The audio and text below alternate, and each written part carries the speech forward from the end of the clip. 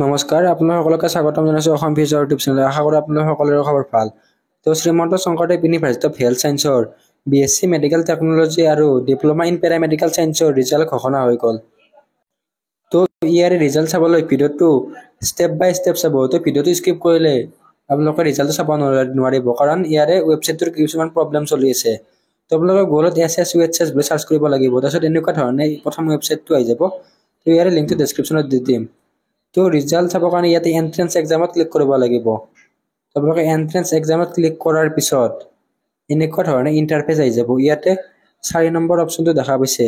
তো BSc medical technology and diploma in paramedical science. তো ইয়াৰে application form for BSc medical technology and diploma in paramedical ইয়াতে click কৰিব লাগিব।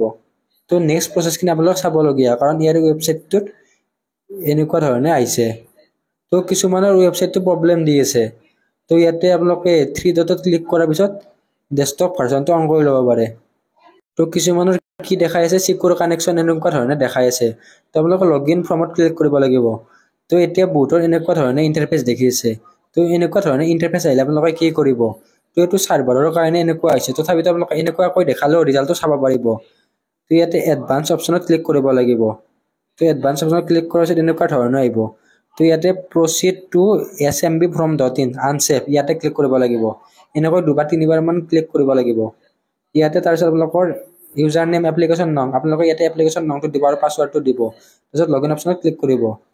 যদি আপোনালোকৰ পাছৱৰ্ডটো বা এপ্লিকেশ্যন নামটো নাই, তেনেহ'লে আপোনালোকে ফৰগট পাছৱৰ্ডত ক্লিক কৰিব।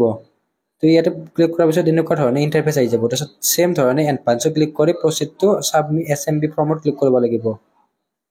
তাৰপিছত ইয়াতে আপোনালোকৰ এপ্লিকেশ্যন নাম, ইয়াতে আপোনালোকে নিজৰ মোবাইল নম্বৰটো দি দিব। তাৰপিছত এতিয়া ডেট অফ বাৰ্থটো দি ৰিট্ৰিভ পাছৱৰ্ডত ক্লিক কৰিব। তো এতিয়া আমি ইয়াৰে এপ্লিকেশ্যন নাম আৰু পাছৱৰ্ডটো দি লগইন অপশ্যনত ক্লিক কৰিম।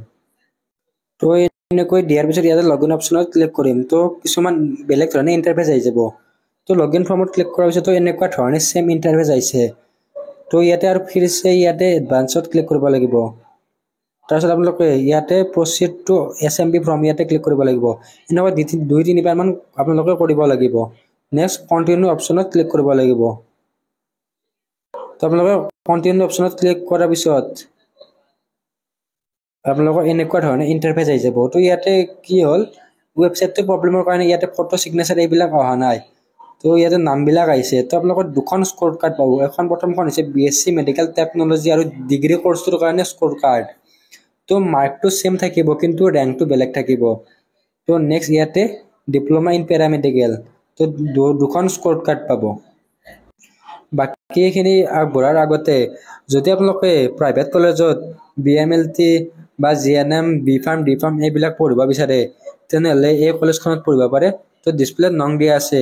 তো ফি ষ্ট্ৰাকচাৰ এই সকলোবিলাক ডিটেইলছৰ কাৰণে ডিছপ্লেত দিয়া নংটোত কল বা হোৱাটছআপ কৰিব পাৰিব। তো আপোনালোক সকলোবিলাক ইনফৰমেশ্যন প্ৰভাইড কৰি দিয়া হ'ব।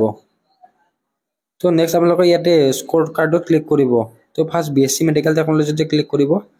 তাৰপিছত চেম এনেকুৱা ধৰণে ইণ্টাৰফেচ আহিব। তো ইয়াতে এডভান্স অপশ্যনত ক্লিক কৰিব। তো এডভান্স অপশ্যনত ক্লিক কৰাৰ পিছত প্ৰচিড টু SMB ফৰ্ম ইয়াতে ক্লিক কৰিব। তো এই প্ৰব্লেমটো সকলোৰে ক্ষেত্ৰত নহয়, কিছুমানৰ ক্ষেত্ৰত হৈছে। তো নেক্সট এনেকুৱা ধৰণে স্ক'ৰ কাৰ্ডখন আহি যাব। তো ইয়াতে আপোনালোকৰ ডিটেইলছবিলাক আহি থাকিব। নেক্সট ইয়াতে কিমান নম্বৰ পাইছে সেইটো আহিব। তো ইংলিছত আপোনালোকে পোৱা মাৰ্কটো ইয়াতে আহি যাব, ফিজিক্সত পোৱা মাৰ্কটো আহি যাব, কেমেষ্ট্ৰিত পোৱা মাৰ্কটো আহি যাব আৰু বায়'লজিত পোৱা মাৰ্কটো আহি যাব। তো 100ৰ ভিতৰত কিমান মাৰ্ক পাইছে সেইটো মাৰ্কটো আহি যাব আৰু ৰেংকটো আহি যাব। নেক্সট আপোনালোকৰ পেৰামেডিকেলৰ মাৰ্কখিনি চেমে থাকিব, কিন্তু ৰেংকটো চেঞ্জ হ'ব। তো আপোনালোকে এনেকৈ 2খন স্ক'ৰ কাৰ্ড ডাউনলোড কৰি ল'ব। তো যদি আপোনালোকৰ ৰেংকটো বেছি থাকে, তেনেহ'লে আপোনালোকে গভাৰ্ণমেণ্টত ছিট পোৱাৰ সম্ভাৱনা নাথাকিব। তো গভাৰ্ণমেণ্টত কিমান মাৰ্ক পালে ছিট পাব সেইটোৰ ভিডিঅ' পিছত বনাম। তো এই ভিডিঅ'টোত এইখিনি আছিল। আশা কৰোঁ আপোনালোকে ভিডিঅ'টো ভাল পালে। তো ভিডিঅ'টো আপোনালোকৰ বন্ধুবৰ্গৰ সৈতে শ্বেয়াৰ কৰি দিব, আৰু ইয়াৰে ৰিজাল্ট দিয়া বুলি বহুতে গম পোৱা নাই। তো ভিডিঅ'টো শ্বেয়াৰ কৰি দিব। ধন্যবাদ।